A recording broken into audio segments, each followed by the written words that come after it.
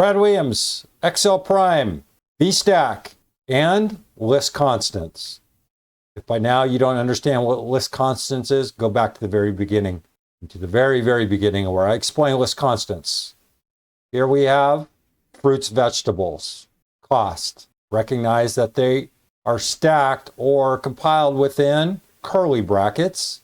And that's the nice thing. That's your array. This is all part of your array. This whole thing is your array.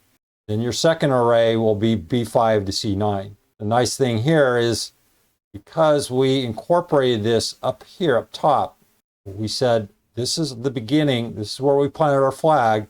Fruits, vegetable is going to be your heading. Then you have costs as your second header. Then your second array is going to be stacked underneath it. Very helpful, clean, but you can see the problem right off the bat. If you want to change the header, you have to go in and manually configure this. Sort of, some good, some bad.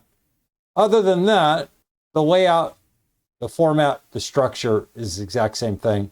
It's just the convenience of incorporating with what some are going to call an array constant. I hate that word.